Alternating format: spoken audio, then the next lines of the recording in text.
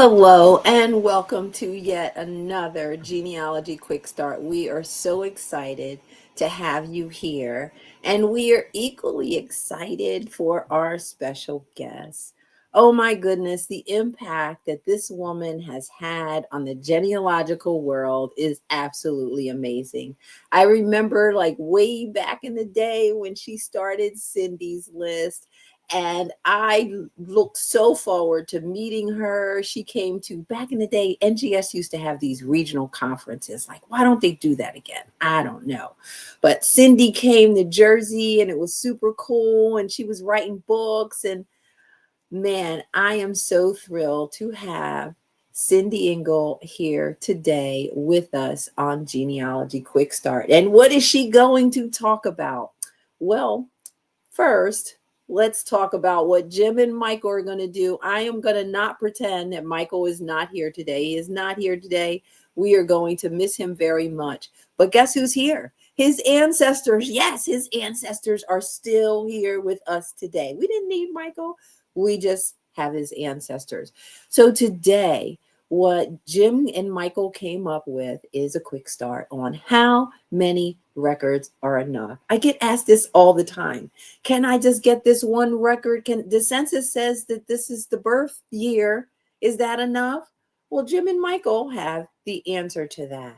And Cyndi is giving us a fantastic quick start, which will be so helpful to all genealogists.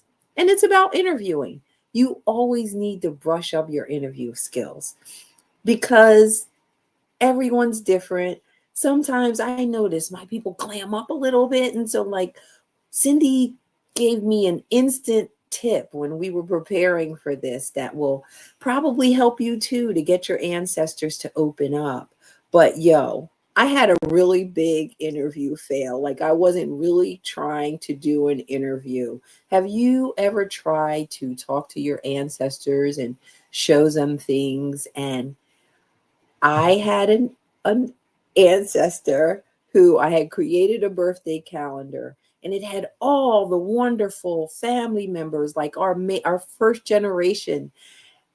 And I showed it to someone, and basically they trashed every single one of my great great ancestors. It was like getting the reality pages, the reality show of my ancestors. Actually, it was like an SNL skit, but guess what? A lot of that dirt that they dished, it did come out to be true, but it was really shocking.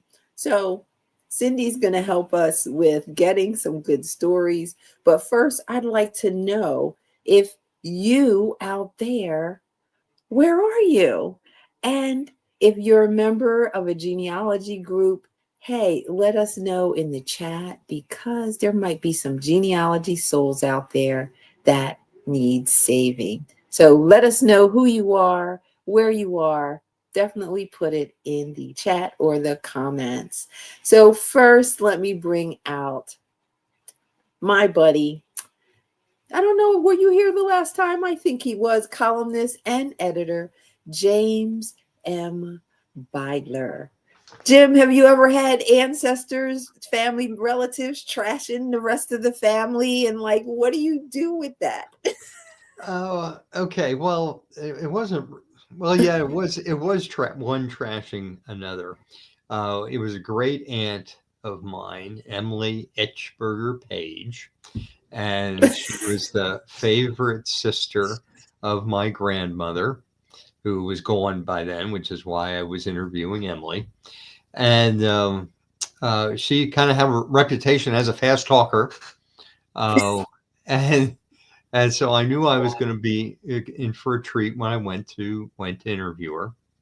And one of the little but what I consider to be key facts that I wanted to get out of this oral history is I knew that she and my grandmother, their paternal grandmother, had a bad reputation, and Ooh.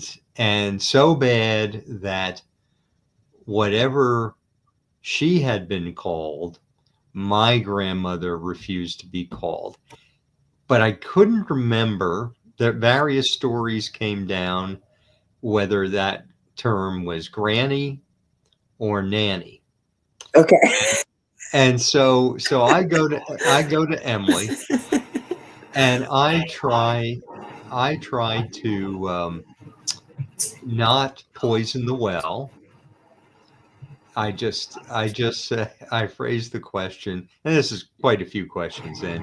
I phrase the question, so I don't remember. Can you tell me what you referred to your grandmother as? Um, what did you refer to your grandmother as? And she says, "Well, I'll tell you, we didn't call her what we wanted to call her."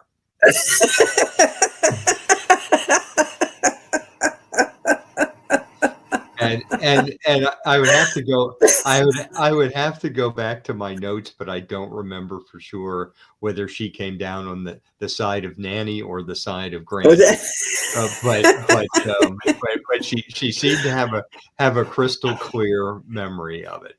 And I thought that was pretty. And then she proceeded to spin a couple of tales. Apparently this nanny was a tattletale on them. Uh, Oh.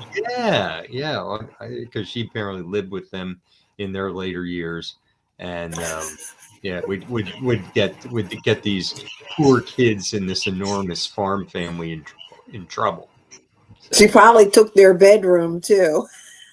Well, that's some they're all gone now. But I mean, I'm not quite sure how many kids were alive at one time. The mother had 16 total. Um, Whoa, big yeah, family. yeah, but a few, I know, I think maybe a half a dozen of them died young. So, but it still had to be at A least lot of 10, kids in the house. 10, 10, 12 alive at the same time. Yeah. All right, Jim. So let's see, who do we have here? Of course, we have Tammy here from Atlanta. Hello, Tammy. It's so nice to have you here, Ozer. And Paula Moen from down the street, West Defford. How are you? Yes, gobble, gobble. And Anita Payne from Fayette County, Tennessee. How are you? Maybe you are the one. I didn't think about you. Yay, and Cyndi Ingle is here from Edgewood, Washington. We are so excited about that. Hello, Jean from Collegeville, PA, member of AUGS, Family Quest, and GRVA and SCHS. Which one is that now, Jean? This is a new one for me, okay? And AATG. Hi, Kathy Wiseman. Outside of Sandusky, Jim and I love Sandusky. Hi, Wanda Looney from Birmingham. And Kathy, a daughter-in-law of my dad's mother. Oh, called her. Oh, we can't say that. Oh, she said what? All right. I've heard it before. We've all heard it before. So, Jim, you came up with a cool quick start from one of Michael's books. And let's see what that is. How many records are enough? So, what does that mean? What are you trying to help us with today? Yeah, well, I'm trying to remember if we've ever acknowledged what most of our source material is for Michael and my quick starts, and that is his genealogy tip of the day, and now more genealogy tip of the day compilations. And I mean, it's sometimes we come up for something where we're researching fresh, but other times I just sit down with his book, just start going through, and then send him an instant message, and we go back and forth from there. And his original tip was titled "I've got three. It must be," because Michael's a poet and he doesn't know it. But and then that was the inspiration. If I had to really wrap it up in a nutshell, I'd say what we're really talking about here is uh, using research analysis when you have uh, records of the same person or the same event. And you just about always get some sort of contradiction between them. Is how do you evaluate those against one another? And I'm going to say at the outset, yeah, we have some rules of thumb. We have some things that are good guideposts, but it's at least a smidgen and sometimes as much art as it is science, because uh, the all the truisms like the tombstone is likely the least accurate when it comes to names and dates because it's usually put up after death, and the person who's in the best position to know is 6 feet under. Um, but yeah, that even that is not always so. So Yes. Okay. So, how many, let's get ready for this quick start. How many records are enough? So, step one is to choose a fact, any fact. So, we're talking like vital facts like birth date, death date, marriage date, that sort of thing. yeah, that would be where this is most applicable. But we might also be talking about names. I mean, we all know spelling doesn't count. Spelling Uh, doesn't count in yeah, genealogy. right, and that's maybe a little too glib because you should be using phonetic principles, and especially phonetic principles in the language of the individual, and that can help you at least figure out what the most sensible variants are. Not that sometimes they don't go beyond, but yeah, birth, marriage, and death, names, Oh, residences, names. Yes, residences. Yes. all of those types of facts, you should keep an open mind about, because as we go through the steps, you'll see that in the examples that there's much fluidity at times. All right, let's get fluid and move on to step number two, which is to which records may contain the fact. So give us like a fact that you chose and like what type of records might be best for that. Yeah, yeah, and the overriding point here is any any sort of fact or any sort of date. Let's talk in terms of a date, and especially a death date. Let's say, oh yeah, oh well, I have the death date. Yeah, right. You have one version of the death date because you could be getting that from a church burial record, a death certificate, a notation in a death register, which sometimes are less contemporaneous than death certificates, a newspaper obituary, uh, a tombstone. All of these are records of the death, and the more the merrier. Yes, you will absolutely get some contradictions, but you should be. Who can you trust, Jim? What's the Yeah. answer? Who can you Well, trust? again, there's art as well as science that you gotta which was created closest to the fact in question, Closest to the event. and who is reporting that. On the Who's death the certificate, informant? you get an Okay, informant. You don't always know things like the obituary. Well, who wrote the obituary? right. But you should at least try to suss that sort of stuff out.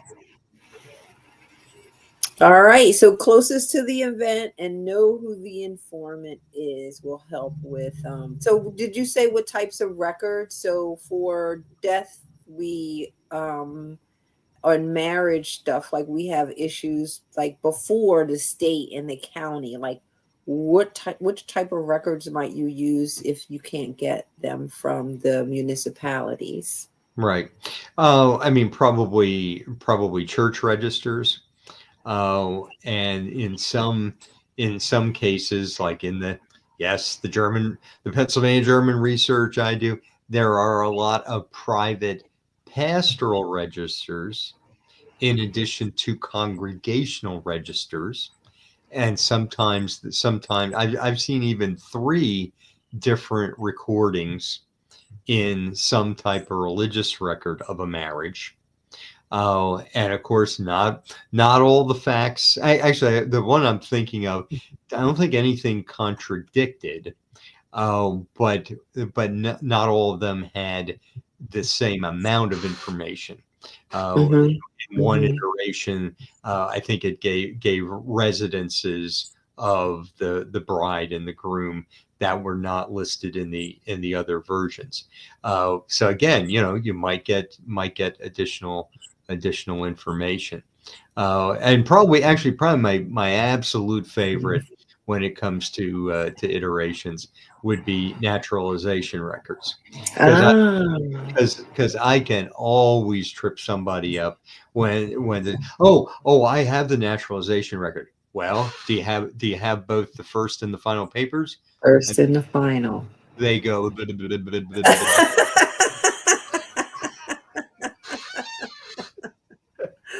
All right, so get all the different types of records, and I would say, like, even a death record. You if you don't have anything else that can help with the birth, but that is not the strongest because it's so far from when they were born. All yeah, right, and so yeah, mhm. and it may be the only thing you got, but you give it you give a try. You give it a try. And you just cite where you got it from so that when you get a new thing, you know where you had that from and you can weigh the two. I always keep them all. Like if Yeah, my that was my test for genealogy software back in the day. If it couldn't hold multiple events for the same thing, I didn't think it was good software. Everyone yeah, could pretty much do that yeah, today. So save and them all. Save them yeah. all. And another way of approaching this, we've talked in the past about timelines, Oh yeah. a chronological timeline of events in your ancestor's life. Well, you attached to that timeline, you should have your sources and when those sources were created. Yes. And if you're doing it like in a spreadsheet or something like that, you can then rearrange into the chronology of when those records were created, if that makes sense. So Yes. so that a birth date from a death certificate will float to the bottom, Right. and that may give you some patterns Oh, I that, like that that. may That's a nice way to see that. Hey, you didn't fall off the turnip truck. not All right. yesterday. Step three, you want to evaluate and weigh evidence. I think we've been talking about evaluating and weighing evidence based off of the informant and the closeness to when the event happened. That the record Yes. was the record created.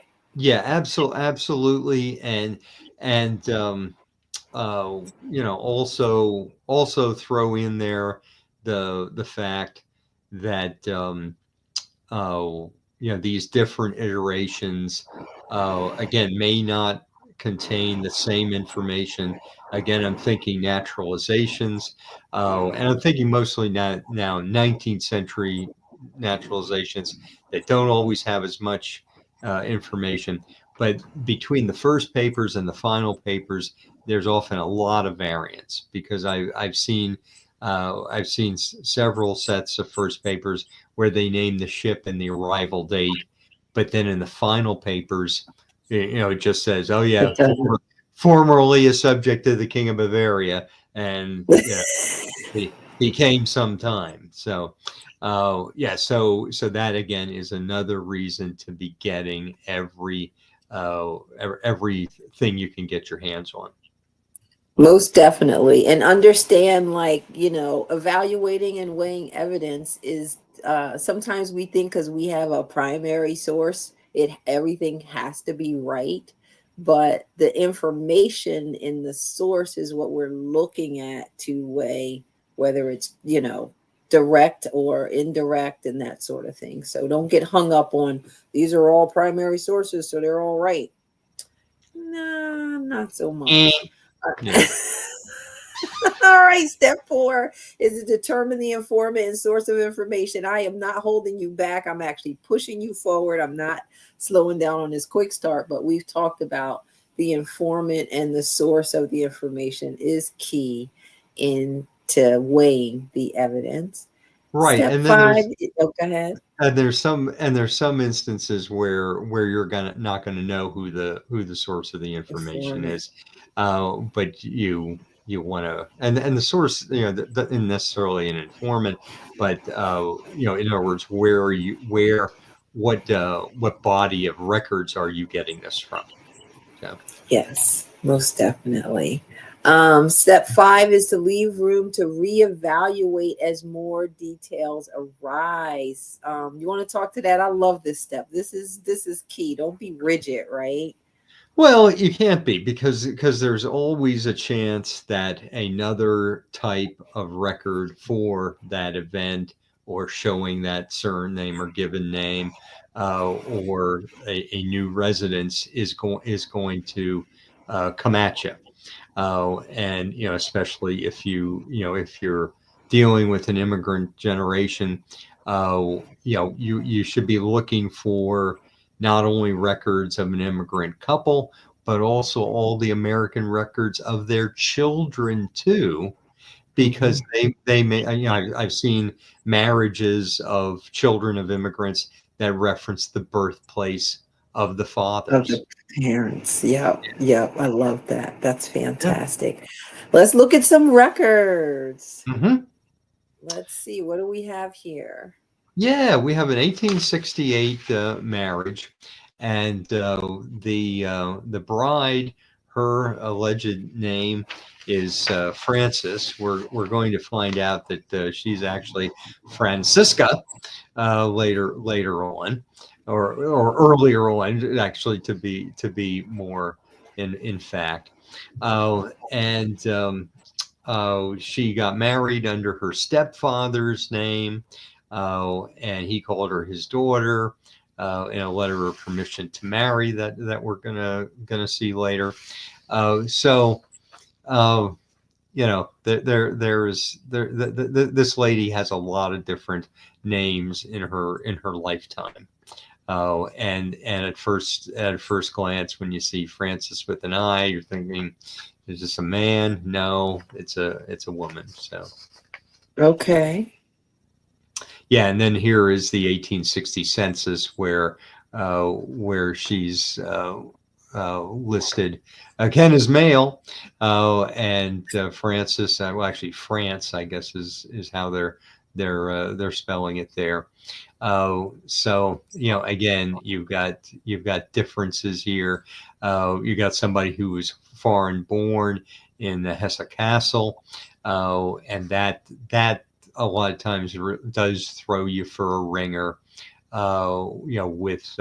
With name changes, anglicization, things like that. What's Hesse Castle? Hesse Castle, today there is a German state called Hesse or Hessen, and it is composed of former smaller units: Hesse Castle, Hesse Darmstadt. They were smaller component parts of what's now all Hessen. It's, Okay. it's where Okay. it's where a lot of the so-called Hessian soldiers for the mercenaries in the revolution came from. Some but not Okay. some but not all. Not all Hessians were Hessians. That's gonna be that's gonna be a whole different quick start. That's another quick start. What's this marriage here? Yeah, this is the marriage. Oh, Conrad Hasse. And here we have his wife's name indicated as Barbara Pickard, which is a badly phoneticized version of Beeger. What?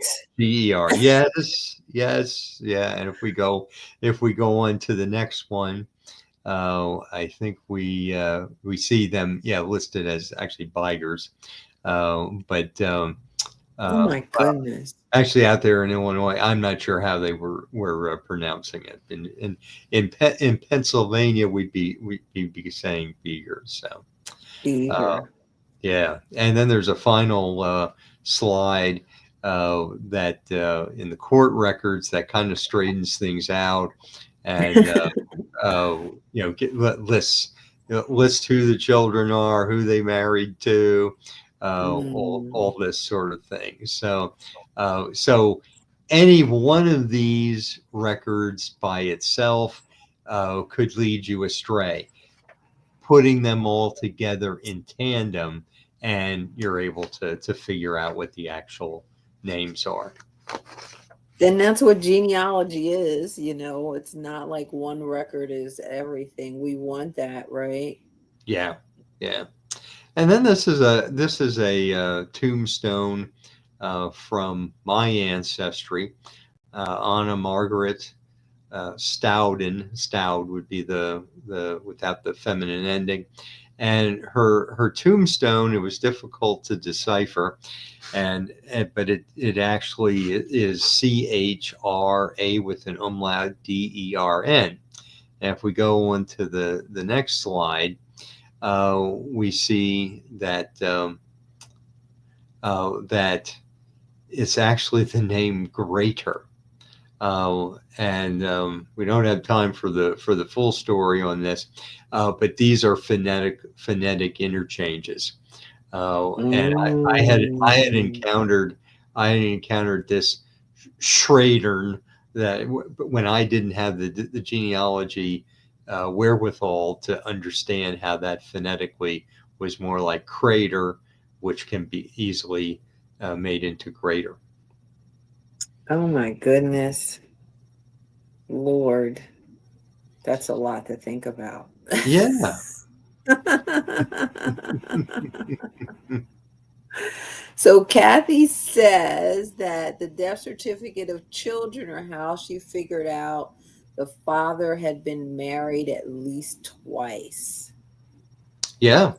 Yeah. Yeah, I have a situation that I thought was through death certificates that I was going to get a two marriage situation, but it finally, as it turned out, on my ancestor's death certificate, the first name of her mother was just plain wrong.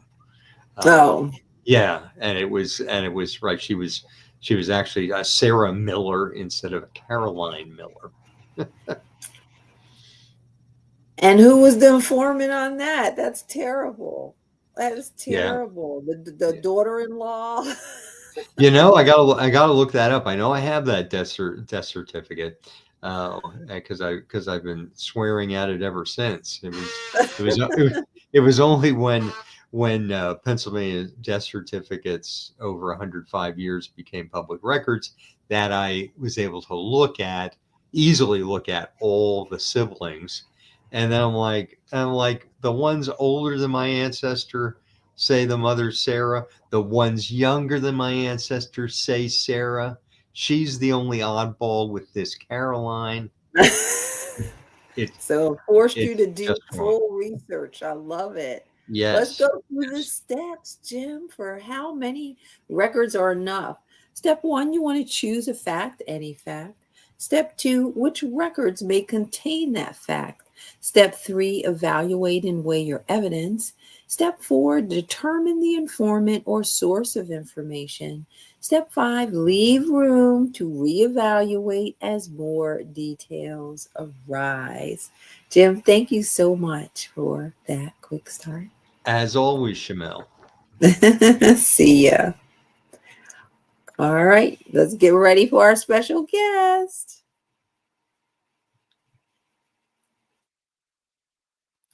All right, thank you so much for being here. We are very excited to have an illustrious special guest. She has been putting her life on the line to make sure that we are informed and we know where to go on the internet.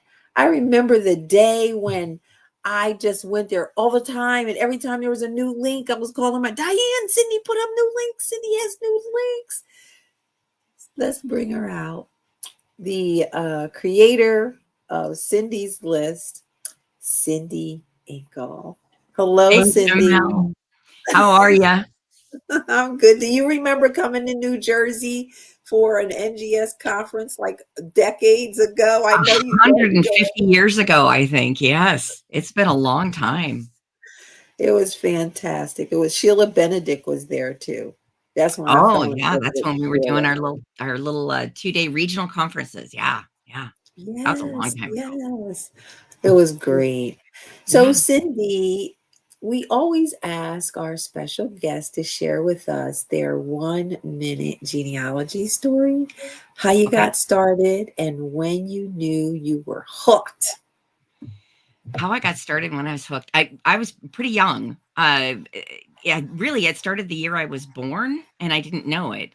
But when I was in high school, it was a civics class we took. My senior year, no, my junior year. At the end of my junior year, we had to do a family tree, and I think the purpose was to figure out how diverse our background was. The immigrant stories and all that sort of thing. And I knew that we had these family tree books at home. My grandma, my mom's mom, had bought one for each of her kids the year I was born. So these red vinyl books, and my mom had one, and each of her siblings had one, and my grandma had one, and I'd seen them, and I was fascinated by them my whole life. And so I pulled out my mom's, and she had brought home the one after my grandma died. She brought home my grandma's. My grandma's was packed full. My mom's mom was really good about clipping every newspaper clipping, and her book was stuffed full, and she'd written in all of it. And she had letters that she'd written to her cousins and gotten ancestral information, and she stuffed these letters in the back of the book. And so when I started trying to make this poster board for this assignment, that's when I was hooked. I'd always loved, and I want to show you the picture when we get to talking about all of that, but I'd always loved listening to the stories of the old people in my family. And being curious about how we were all related, all the cousins and all the family members and stuff. So when I had it, when I was and I always loved organizing. That's my thing, as you can see with the list. So when I could lay it all out on this chart and see it all, it was like, oh, this is cool. I could organize my family and figure out all the relations. So I was hooked at a young age. So, what was she stuffing in the book? Newspaper clippings, ribbons of, my mom was in 4-H and her siblings were all in 4-H. So all their ribbons and their, things that they'd done in school and their report cards. But letters from like her first cousin once removed, I guess, but a letter about my third great grandfather and his Civil War service and the Swedish ancestors and when they came over, and obituaries and, all kinds of stuff, photos and things in the back of the book. But also it was one of those blank family tree books, so you could write in there. So she wrote in names and things that were correct and things that were not correct, of course, that I've had to figure out since then. But yeah, it was all What? You didn't tell me this. This is such a blessing. Oh oh my yeah. God. Because Has by the time I was 17, by that summer, my all of my grandparents were gone. And so I didn't have them to ask, but here my grandma had filled all that out for me. So they led me. Do you have a book that you're I stuffing things into? Well, I have that one. I have that one, Okay. and I Okay. probably should stuff my own book, yes. So But in I that got my. same summer, Mhm. my aunt and my dad's sister also went back and talked to the cousins in Indiana and Virginia, and came home that same summer with a stack of family group sheets and pedigree charts. And so she's like, I said, can I come see you? Because I'd started this, in the spring, I started my assignment, and she brings home this stuff. And so that was from my dad's side. And then I had my mom's side, and that's when I started. Yeah, that was it. Wow, like you just rocking it up like when you Hmm. started your genealogy. Yeah. I was lucky to start young, you know, Jim really young. was a genealogy baby too. Yeah. Because they were gone. All my grandparents were gone, but I still had a lot of aunts and uncles and all those people around to talk to. Yeah. They left their stuff for you. I think that's amazing. I think Yeah. that's amazing. All right, Cyndi, you're going to teach us about interviewing. Let's go and get started. Are you ready for your quick start, Cyndi? I think so. I think Okay, so. let's go ahead and get going with your quick start, which is interviewing family. Hmm. And so, this can happen any time of year. Holidays are big times, but really, this is something we do all the time, right? Yeah, yeah. Well, and like I said, I was fascinated from the time I was a little girl, talking and asking my grandma questions. And I wish now, of course, I didn't know the questions when I was little, because by the time I was 17, they were all gone. So by the time I learned the questions I wished I'd known, like I'd like to know now how maybe to do a seance and ask her the questions. Oh, But maybe I we need re- a Ouija we board. do. I need a Ouija board or a crystal ball to ask some of those questions. But by the time I figured out some of the questions, sitting down and asking the aunts and uncles the things that I wanted to know, it was really kind of fun to be able to start doing that. But my dad's sister, by the time I got to asking those questions, she'd say, "Why are you so Snoopy?" On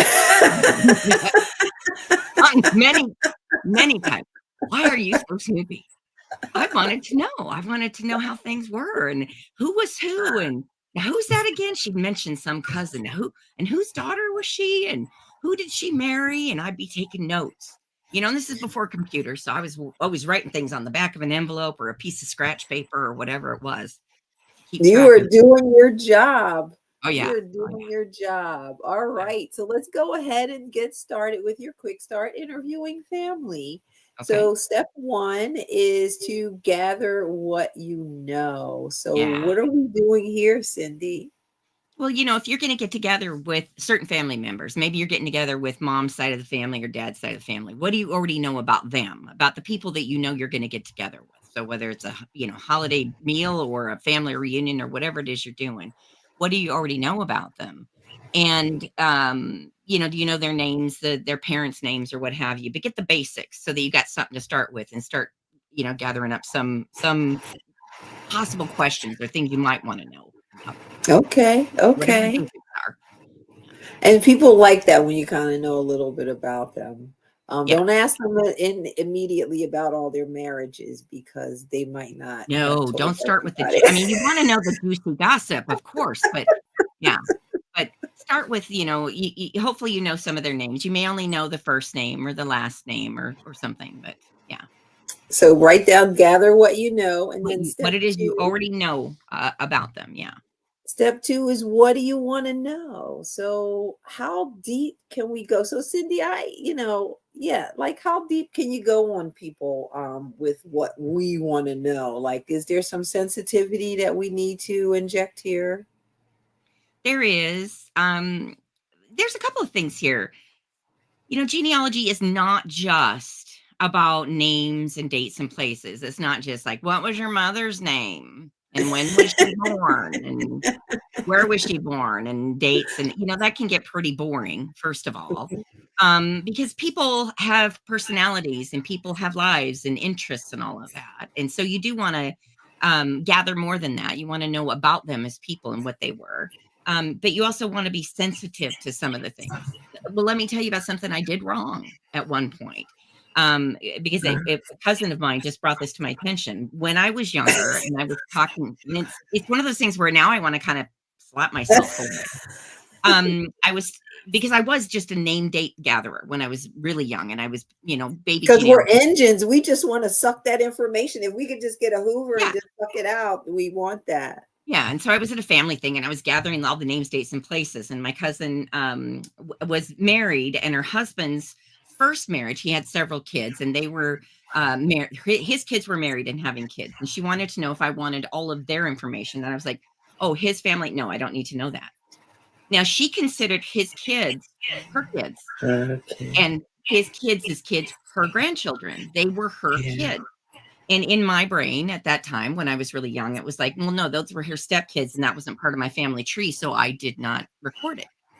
And that was many years ago. I want to say 25 years or so ago. And since then, of course, I've matured and I'm a grown up and I'm not an idiot like I was then. And she mentioned it to me, and I said, first of all, I apologize. I said, that was the dumbest thing in the world. Of course, they're your family. Family is not just blood. Family is not Yeah. just the people that are related to us. They are our family, and they are her family. And so, of course, I record all of them.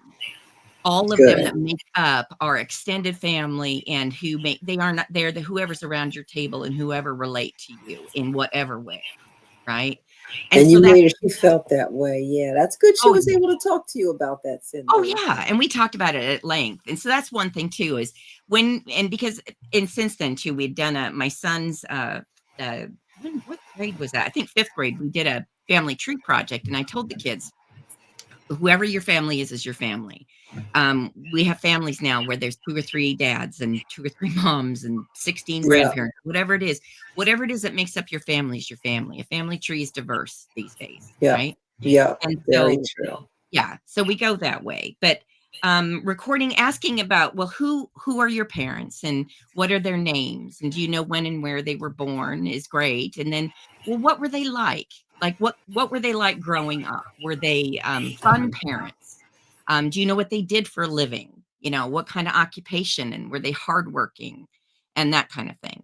So What did you? basically, you want to know everything, but just Yeah. like kind of like nail it down. Like if there were only a few things maybe that you wanted to get out of this interview, like what are the Mhm. key things that I guess would help you with your research, that sort of thing. Yeah, I think All so. right, let's But you. yeah, what is it you want to know? The basics Yes, that are going to help you kind of push forward and push push backward. forward. Yeah. Okay, so step 3 is then to assemble Mhm. and request mementos. Like what are we doing here? This looks like the secret sauce, Cyndi. It is. If you're getting together, find out, do you guys have any photos you'd be willing to share, or any any recipes you might be willing to share, family recipes or family things. Now, whenever I've been around, sometimes people, I don't know about your family, Shamil, but sometimes people are a little bit like, well, I have got the family Bible, but I really don't want to share it, or Oh I'll my still. gosh, it's Yeah. like they Mhm. have a private safe in their house for these, especially Yeah. photos. When you said photos, I like had some excess trauma still in my body Yeah. because Yeah. photos, I broke down and cried at a reunion because I borrowed a photo and someone took it off the board. And yeah, so how do Yeah. you get past that, Cyndi? Yeah. Well, I sweet talk them. I remember just with one aunt though, when she brought out a photo and showed me, I said, "Oh my gosh." I said, "Do you know about him?" And I started telling her stories about the people in that photo, that I knew who they were, and I shared what I knew about Mm. this person. I showed how much I cherished the person in that photo as an ancestor. So I mean, I kind of let them know I felt strongly about this person and about our shared ancestry with this person. So I related to the Okay. person in the photo. And then I also said, I would love to be able to digitize this and share it, and then I can share it with everyone else. And I expressed that it wasn't just about possession, it was about sharing, scanning, sharing, and distributing to everyone. I And so love that. my great aunt let me bring that photo home and scan it, and then I sent it back to her. And I said, I will send it back to you, or registered mail. I will get it, et cetera. And I've heard that Wow. and my mother was surprised because she was a cranky old lady, and she let me do that. So, and I had another aunt who let me bring a scanner over, and I took her out to dinner, Okay. and all, but I brought a scanner over, and I sat at her house, and we had a nice afternoon together. So just sort of I made it like it was a joint project we were doing together too. You know, Okay. So involve them, make them not feel like you're just taking from them, we're doing but it together.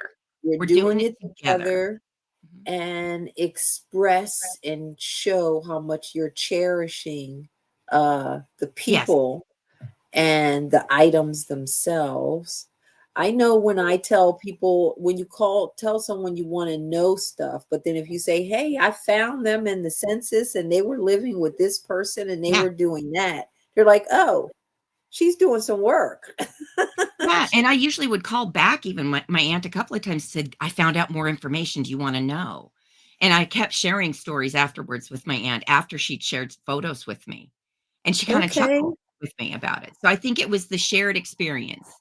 It's not just, "Give me some photos. See you later, sucker." It wasn't that. It was because they're shared ancestors, shared experiences, shared that we cherish this ancestor together. So I think it's important to do that. It definitely is. And I love, because that's like, I was told to not stop doing the wham bam, thank you, ma'am. Like I'd suck Yes. everything out of them and then I wouldn't call them anymore. They're like, hey, I thought you were going to be calling me, you know? Yeah. Yeah. And we understand why these things are precious to them. And I certainly don't want to make them think I'm going to try to steal something or take something. So quite often it was just, I would come to your house and just take pictures. Is it okay if I just come and take some photos? And and that sort of thing. And I don't know. I just got to where, I mean, I try to tease and joke and make it fun too. And just let them know that this is important to me because it's important to you. So how do you request mementos? Like how can you get them to bring Sometimes them or I mean, sometimes I would just ask. I would ask my aunt. I did have one aunt that said, "Well, fine, I'll share it with you, but you can't tell anyone else that I did this." I mean, you can't tell her two sisters. I couldn't tell her two sisters that she let me see it. All right, I don't understand all of that myself because I'm a sharing person and I would share with everybody. But it's like, all right, I won't tell them. I promise. So you have Um, to agree to their conditions. That's one of the things I think that's weird about genealogy. We end up becoming, and we don't know that, we end up becoming the keeper of the family secrets. Oh The, yeah. the secrets we learn through research, the secrets we learn through who's hoarding the family Bibles and photos, and so we do have, yeah, we kind of be, well, Aunt Ellen's got this and Aunt Daisy's got that. And some of the things, and there was one secret, and Daisy told me. I said, "Well, she didn't want me to tell anyone." I said, "Can I tell people after you die?" And she said, "That's fine." Yes, yes, it's the after death Yeah, yeah. codicil. So, but I think we need to show respect because there's a reason for some of it. So be respectful, be kind, and understand that there's a reason for their being protective of these things. And just Um, because we don't understand and it doesn't make any sense, and I'm talking to myself more than I'm yes. talking to anybody Yeah, else. it maybe it doesn't make sense to us, but it makes sense to them. And sometimes we're not going to be able to talk them out of letting us see something or letting us, do whatever. But if it's much easier today, I think, because we can take a laptop and a scanner to their house and maybe make a copy than it was in the old days when you had to remove it from their house to go make a copy of something. Yeah, So it yeah. is a That little easier now to do something. removal's not too cool. Yeah. Not too cool. But ask if there's a photo or something that you can make a copy of because you'd like to make sure that other descendants get a copy of it because you want to share this precious memento of our family.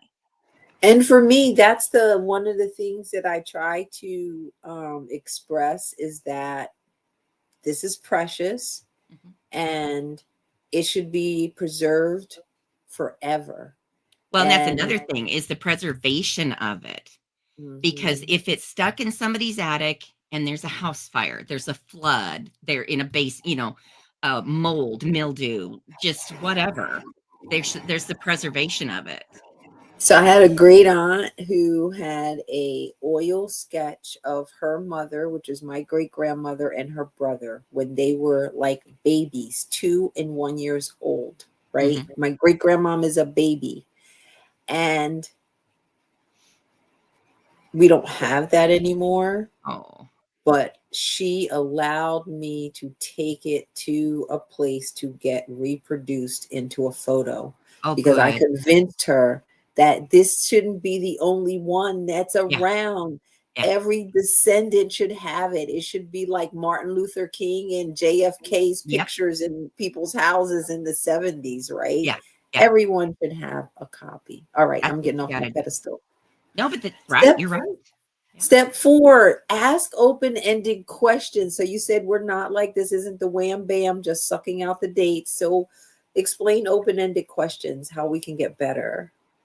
So I told you about, and that was in the PowerPoint there in this slide. So there was when my uncle David would come over for Christmas, I would he came every year, and I would bring out this one photo and put it in front of him, and it was his grandparents, my great grandparents. And we're They going to owned, share everyone that yeah. beautiful So photo in I a put this second. photo out, and especially when he got a little older, he'd say, "Oh, that's my grandparents. That's their farm. And I say, yeah, I know. And he said, well, right behind that door. And he'd start just telling me about the house. And I say, well, what did she cook for Christmas dinner? And then he'd say this, and I say, well, what did you do when you went there? And I would just sort of leave it open that way. And he'd start telling me about whatever it was. Instead of asking what was her name and when was she born and very specific questions, I sort of left it open to, well, what were summers like there? Or what was Christmas like? Or what was your birthday like? Or what did you like to do with your grandfather? Not any specific date or time or place, but Mhm. and then just sort of let him talk. And I Mhm. brought the same picture out multiple times, and I got different stories every time, Oh, wow. or slightly different, or him going off on a different tangent, depending on where his brain went. And that's what the second time I brought the picture out and he did that, I went, oh, well, that's a slightly different story. And then I realized if I brought out a couple of different ones. And so I did that every once in a while. I would get out different things and set them down in front of him and just sort of put him there and let him just talk about his memories.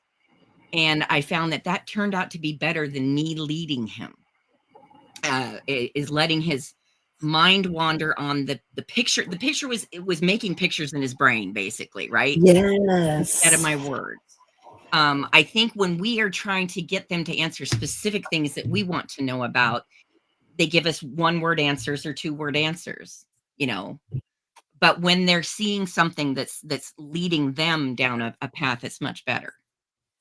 And it's almost like you are using those pictures as Mhm. like a portal, right? Yes, yes, And yes, yes. instead of trying to do a checklist and, fill in that family group sheet, we should basically put on those VR glasses and step onto that farm with him Mhm, and mhm. have him tell us about it, Yep, as opposed to just trying to get this all of the demographics and the dates and stuff on all the people in the picture, which we'll get to. But it's kind of like let them live that, go back into that time period, and they yeah. will come up with the answers to the questions that we ultimately want. Is that what you're saying? Exactly, exactly. Okay. And I did it several times with that picture and a few others. And then my son in, God, what grade was he in? He had to do a project. I think it was 6th grade, but he had to do a project and he decided to write a fake newspaper, and it was about my Uncle David. And so he interviewed him and he wrote articles in this fake 4-page newspaper. And he interviewed him about his life. And one of the things was about this one winter when the snow was so high, it buried the house. And it's this house in this picture. Oh my gosh. And that he had to climb out the window up above or something and then walk through the snow to get out to the barn to do something with the animals. And that because my son was he was younger and he was asking him kid questions, and he was fascinated asking my uncle. My uncle answered him in a different way than he answered me, which was another thing, Ah, is to get younger people asking, because he asked him about sports and he asked him about things I didn't ever think to ask him, right. about playing games and about toys and about sports and about, things that kids would talk to him about. Yes, I And so I love got that from a uh-huh, different a perspective. completely different perspective, which I also really enjoyed. And I had dug that out recently and reread it again. And it was another perspective on my uncle's life growing up. He grew up in North Dakota. There's not a lot going on in North Dakota in the 1920s and 30s. And so it was nice to have those memories to go through. Mm, yes, thank you. I love your perspective. You gave me a whole new perspective on these open-ended questions. Step Yeah. 5 is to prepare for unhappy memories. So you mean when my relative just basically disparaged all of my ancestors like they were just like crap on the street. Yeah. Yeah, how do you prepare? Well, you're going to have you're going to bring up something that's going to bring back bad memories for some people. And you don't want, you're going to have some tears. You're going to have some people say, I don't want to talk about that. And so you have to respect people's feelings. And so you have to say, Yes. okay, and you have to be ready to change the subject. We don't want to poke and prod where people, if they're uncomfortable and don't want to talk about it. Um, there are things that today might not be a big deal. We are used to having divorce and shared custody of children and things like that, but they weren't maybe back in the day, right? Yeah. And it might have been something that was shameful then that maybe, what's the big deal now? And That kind of thing. painful. And Yeah. so we've got to realize that those kinds of things may not be the same for somebody that they are Yeah. today. And if they don't Yeah. want to talk about it, you can't force somebody to. And we can't put the presentism on, you know, the morals of today are different than they are then. They're also, we can't expect people to feel the way we think they should. So we got to respect people's feelings.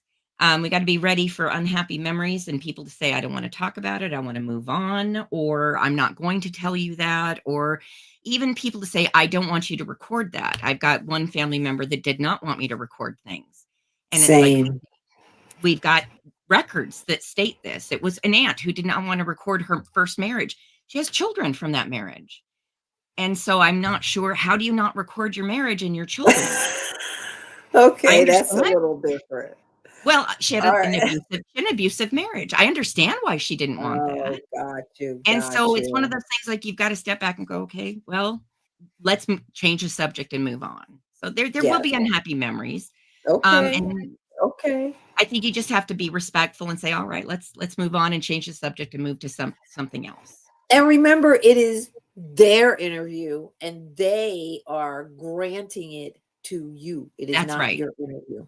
All right, Okay. step 6, and I want to show your pictures before we run out of time.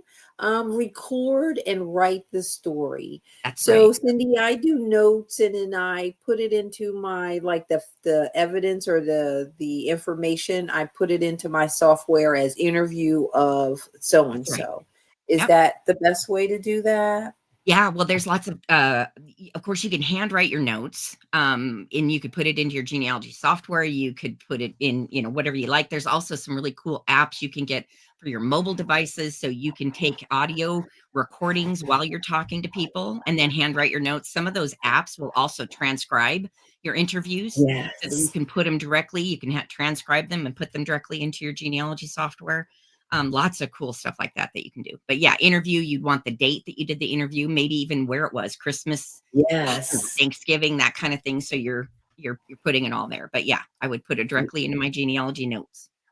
All right, let's Mhm. look at these You pictures. bet. So this is the picture you put in front of Yeah. Uncle That's the Dave. I love this picture. always Uncle David would look at that and start telling me all about where it was that he was doing whatever it happened to be. Yep. Did I My make it bigger? great-grandparents and my grandma on the far right there on the plains of Love North Dakota the picture. on their homestead. Yeah. At Wolf Creek in Rolette County. I love it. Oh, what happened here? Oh, I don't know what happened on the one on the left, but, uh, Yeah. that went a little cuckoo.